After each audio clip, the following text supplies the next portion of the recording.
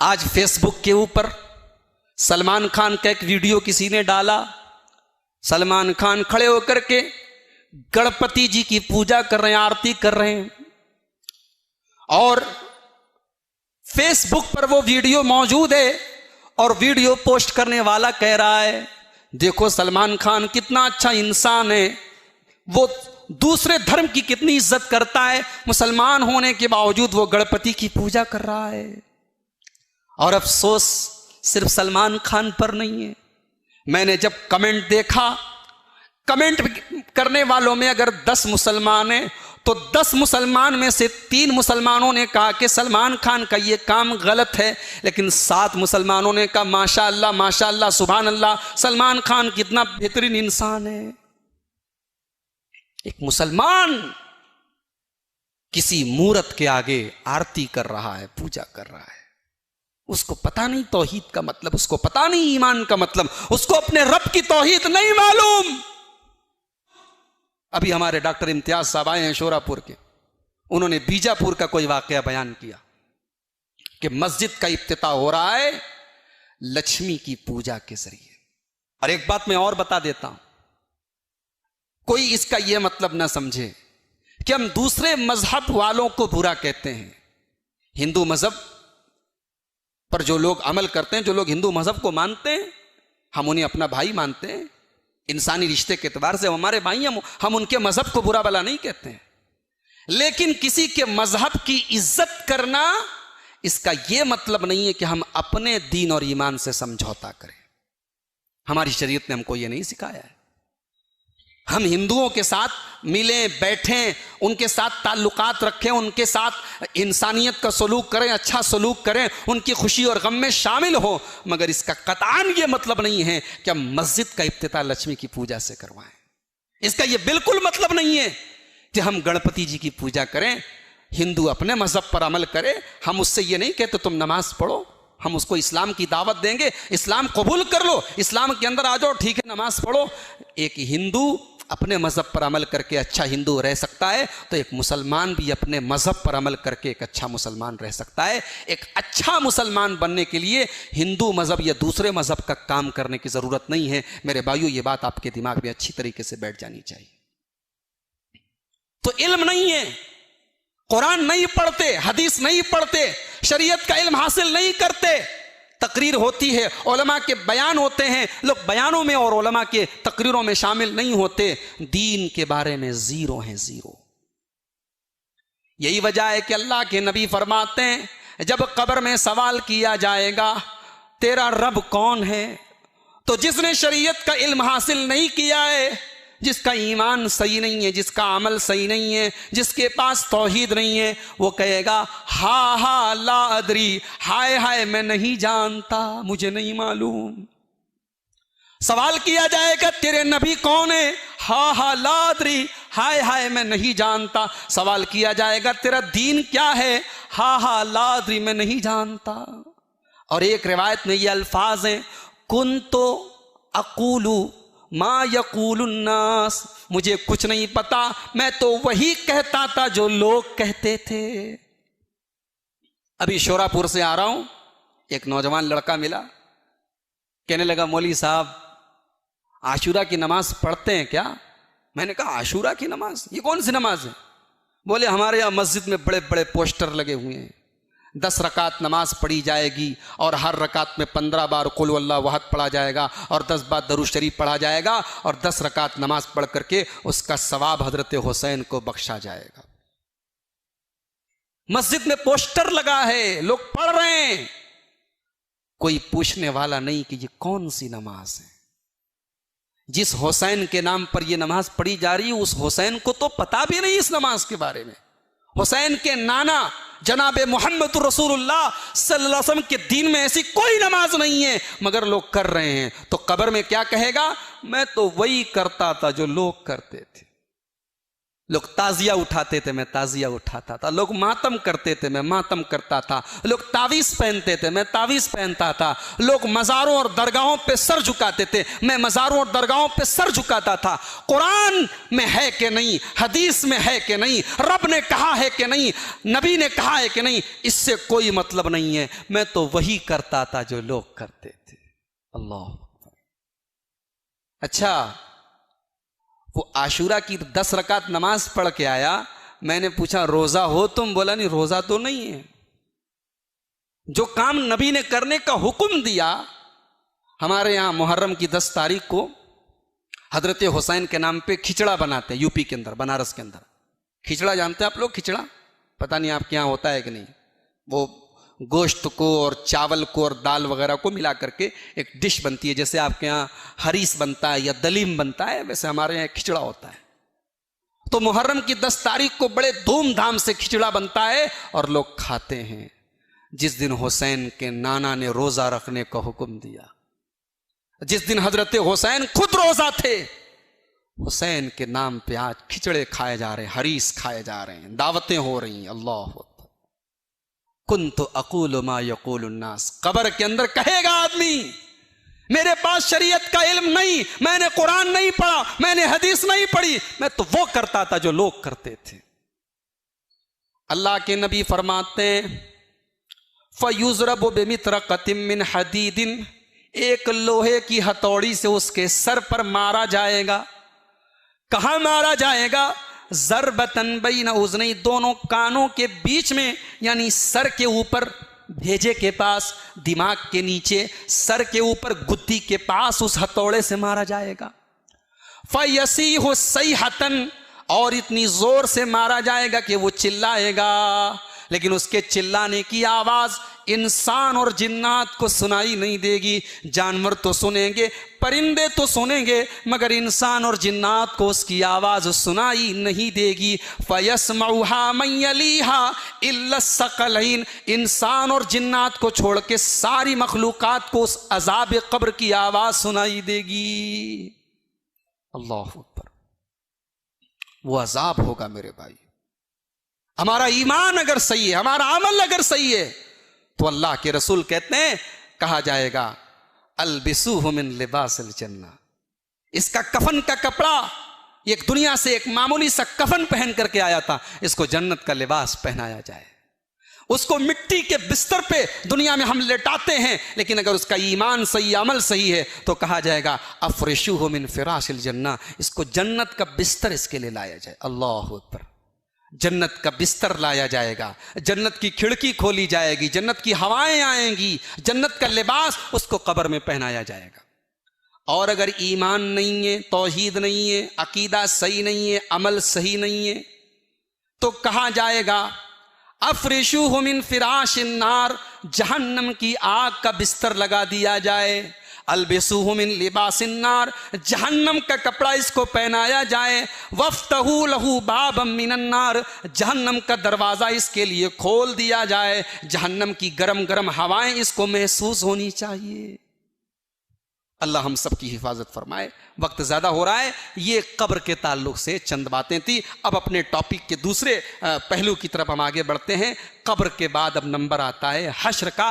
क़यामत के दिन अल्लाह तबारक व तआला के हुक्म से हजरत इसराफील अलैहिस्सलाम सूर फूकेंगे, और 3 बार सूर फूकेंगे। पहली बार जब सूर फूकेंगे तो सारी दुनिया के लोग घबरा जाएंगे। वयौम युनफ़क़ु फ़िस्सूरी फ़फ़ज़िअ मन फ़िस्समावाति व मन फ़िल अर्ज़ि इल्ला मन शा अल्लाह। जब पहली बार हजरत इसराफील अलैहिस्सलाम सूर फूकेंगे तो सारी दुनिया के लोग घबरा जाएंगे, सारी दुनिया के लोग परेशान हो जाएंगे। इल्ला मन शा अल्लाह, मगर अल्लाह के जो नेक बंदे होंगे, जो मोमिन बंदे होंगे, उनके दिल को अल्लाह ताला सुकून से रखेगा, बाकी सारे लोग परेशान हो जाएंगे। फिर इसराफील अलैहिस्सलाम दूसरी बार सूर फूकेंगे। वनुफ़िक़ फ़िस्सूरी फ़सइक़ मन फ़िस्समावाति व मन फ़िल अर्ज़, तो सारे लोग मर जाएंगे, सबको मौत आ जाएगी। इल्ला मन शा अल्लाह, सिवाय उसके जिसको अल्लाह चाहे। अल्लाह के चंद फरिश्तों को छोड़ करके, हज़रत जिब्राइल को छोड़ करके, हज़रत मीकाइल को छोड़ करके, और बाज़ रिवायात के मुताबिक अर्श इलाही को जो फरिश्ते उठाए हुए हैं उन फरिश्तों को छोड़ करके सारे फरिश्तों को भी मौत आ जाएगी, सारे इंसानों को मौत आ जाएगी। उसके बाद हज़रत इसराफील तीसरी बार सूर फूकेंगे। सुम्मा नुफ़िख़ फ़ीही उख़रा, जब तीसरी बार सूर फूका जाएगा, फ़इज़ा हुम क़ियामुन यंज़ुरून, तो सारे लोग जिंदा होकर के खड़े हो जाएंगे और सब के सब मैदान महशर की तरफ बढ़ेंगे। ये दिन होगा जिस दिन को हम क़यामत का दिन कहते हैं। ये दिन होगा जिस दिन को हम हश्र का दिन कहते हैं, क़यामत का दिन कहते हैं। ये दिन कैसा होगा, उस दिन की हौलनाकी क्या होगी, उस दिन की शिद्दत क्या होगी, आओ जरा सूरह हज की पहली आयत देखो।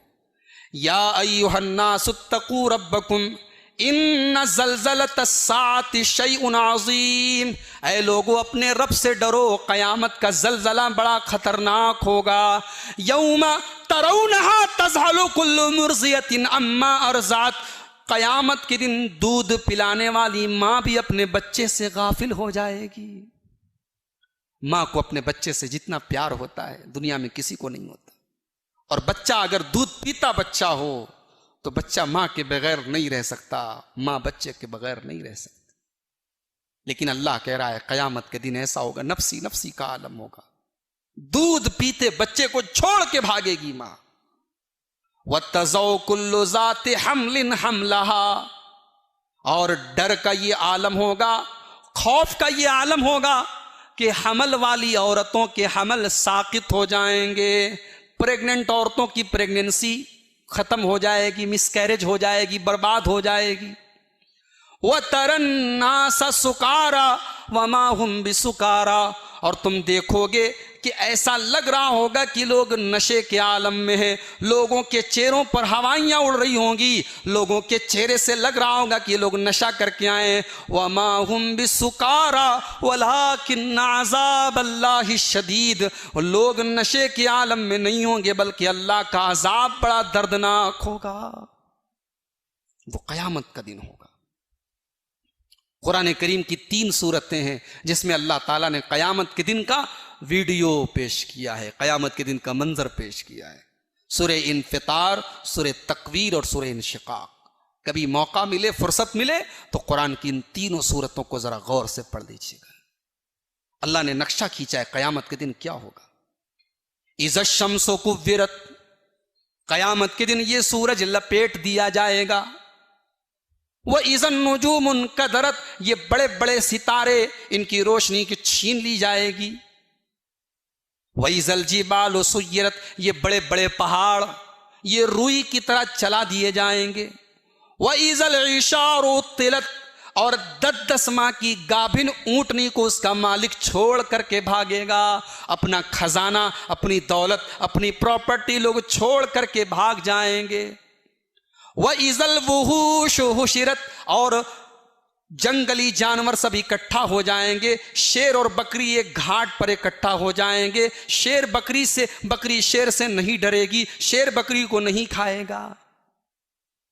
वह इज़ल बिहार सुज्जिरत, और बड़े बड़े दरियाओं के पानी को खौला दिया जाएगा।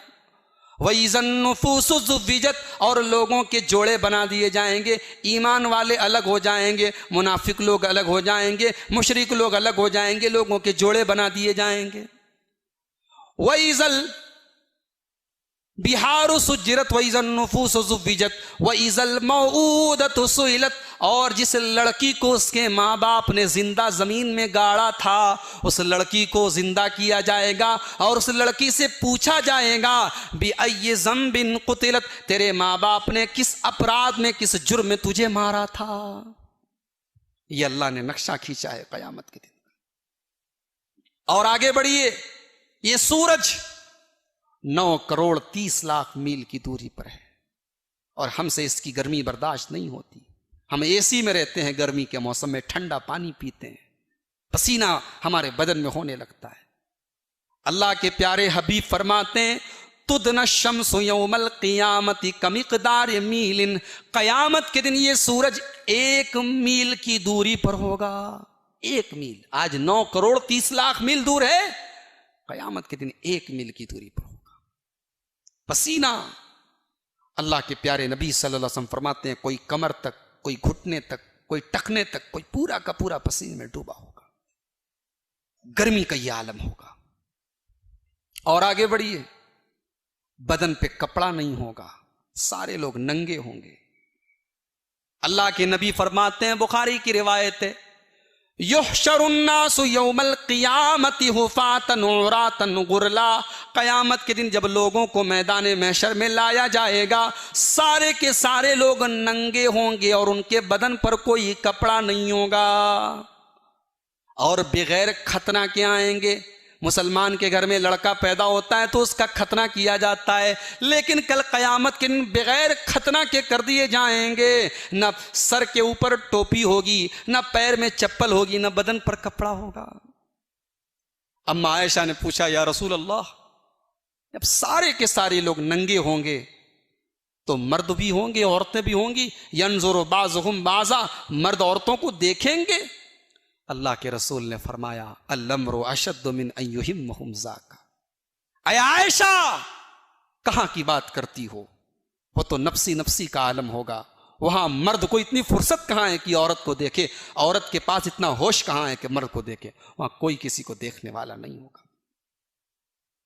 उसके बाद अहले ईमान को कपड़ा पहनाया जाएगा और सबसे पहले जिसको कपड़ा पहनाया जाएगा, अल्लाह के प्यारे नबी सल्लल्लाहु अलैहि वसल्लम ने फरमाया, इब्राहीम खलीलुल्लाह को कपड़ा पहनाया जाएगा। सारे लोग नंगे होंगे, कोई किसी का पुरसानी हाल नहीं होगा। दुनिया में हम परेशानी में होते हैं, हमारा भाई हमें बचाने की कोशिश करता है, हमारा बाप हमें बचाने की कोशिश करता है, हमारी औलाद हमें बचाने की कोशिश करती है। क़यामत के दिन कोई किसी को नहीं बचाएगा। यौम यफ़िर्रुल मरउ मिन अख़ी व उम्मिही व अबी व साहिबतिही व बनी। क़यामत के दिन आदमी अपने बाप को देखकर भागेगा, अपनी माँ को देखकर भागेगा, अपने भाई को देखकर भागेगा, अपनी औलाद को देखकर भागेगा। लिकुल्लि इम्रिइन मिनहुम यौमइज़िन शअनुन युग़नी। क़यामत के दिन तो इंसान को अपनी फिक्र होगी। और इतना ही नहीं, हालात तो ये होंगे कि आदमी ये तमन्ना करेगा कि मेरे बाप को पकड़ लिया जाए, मुझे छोड़ दिया जाए, मेरी माँ को पकड़ लिया जाए, मुझे छोड़ दिया जाए। यवद्दुल मुजरिमु लौ यफ्तदी मिन आज़ाब यौमिज़िन बिबनी व साहिबतिही अख़ी व फ़सीलतिही अल्लती तुवी व मन फ़िल अर्ज़ि जमीअन सुम्मा युनजी। आदमी तमन्ना करेगा, अय अल्लाह मेरे बेटे को ले ले, मुझे छोड़ दे, मेरी बीवी को ले ले, मुझे छोड़ दे, मेरे पूरे खानदान को ले ले, मुझे छोड़ दे। नफ्सी नफ्सी का आलम होगा। उस दिन हमारी जिंदगी भर की किताब हमारे सामने रखी जाएगी। ववुज़ियल किताबु फतरल मुजरिमीन मुशफ़िक़ीन मिम्मा फ़ीह। सारी जिंदगी हमने जो गुनाह के काम किए हैं, जो गलत काम किए हैं, उन सारे कामों की एक फाइल बन जाएगी, एक डायरी बन जाएगी, एक रजिस्टर बन जाएगा, एक नाम आमाल बन जाएगा। ववुज़ियल किताब, हमारी जिंदगी की किताब हमारे सामने रखी जाएगी। फतरल मुजरिमीन, तो जो मुजरिम लोग होंगे, जो अल्लाह के नाफरमान होंगे, वो डरे हुए होंगे, वो सहमे हुए होंगे और वो कहेंगे, वयक़ूलून, और वो कहेंगे, या वैलतना मा लिहाज़ल किताबी, हाय हमारी बर्बादी, ये कैसी किताब है, ये कैसी डायरी है, ये कैसा रजिस्टर है। ला युगादिरु सगीरतन वला कबीरा, हमने दुनिया में छोटा से छोटा अमल किया था, वो भी इसके अंदर रिकॉर्ड है। हमने कोई बड़ा काम किया था, वो भी इसके अंदर लिखा हुआ है। हमने रात को कमरा बंद करके, लाइट ऑफ करके, अकेले में अपने बेडरूम में बैठ करके जो गलत काम किया था, वो भी इसके अंदर रिकॉर्ड है।